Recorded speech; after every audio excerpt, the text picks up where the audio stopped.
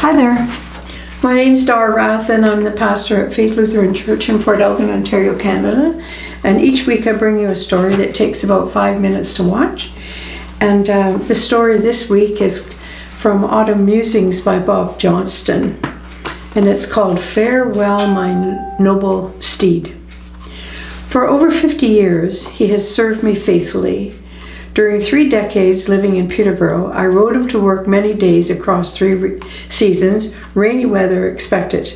In Southampton, these past 23 years, I would leave my car resting in the garage most days and complete my post office, pharmacy, and bank runs astride his worn but comfortable leather saddle.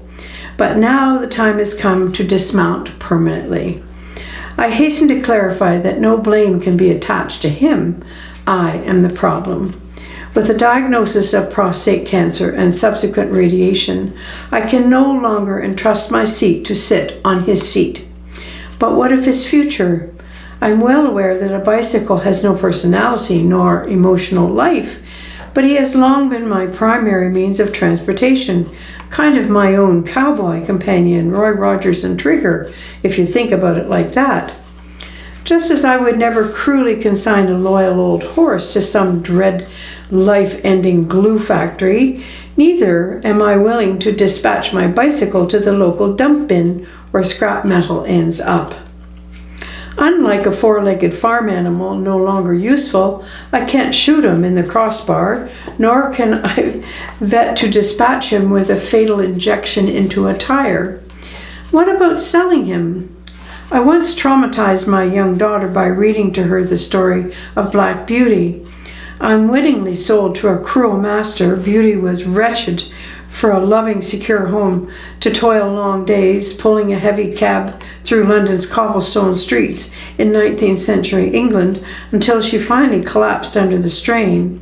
How can I be certain similar fate would not befall my bike if some new owner indifferently leaves him out in the rain to slowly and painfully rust away? And what about my grandchildren? Alas, it would not be appreciated inheritance. Grandpa's not even a dirt bike, and it certainly isn't for road racing. Where are the handbrakes?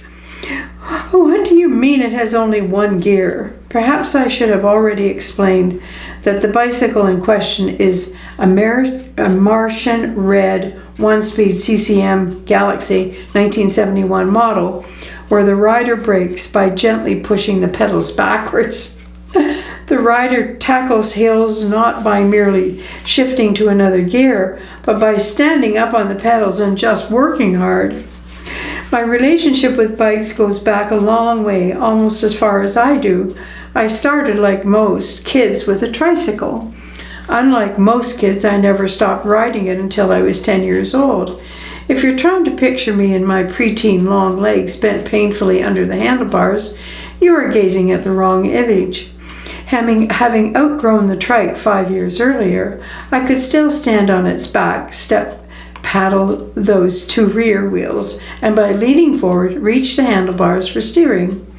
Rhythmic pushing with left foot against the pavement propelled me forward, much like being on a scooter. I eventually did own a real 2-wheeler.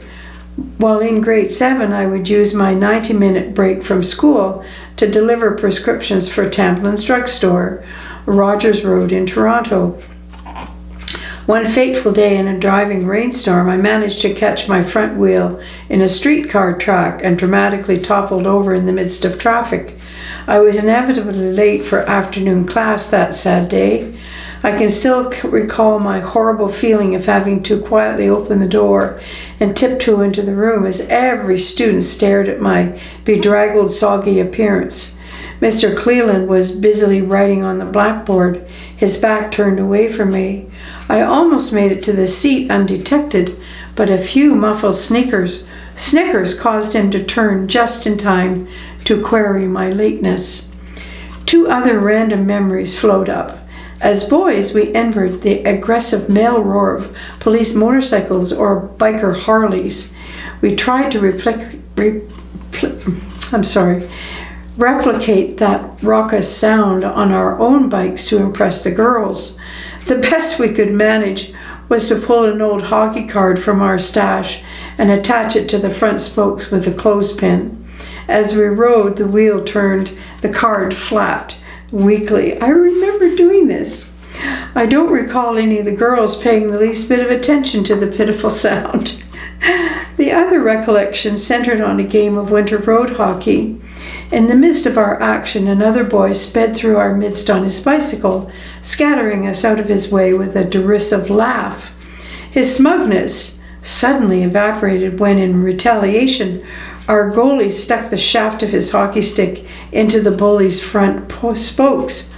The rider was instantly propelled forward over his handlebars, but landed fortunately in a snowbank, not on the unforgiving pavement.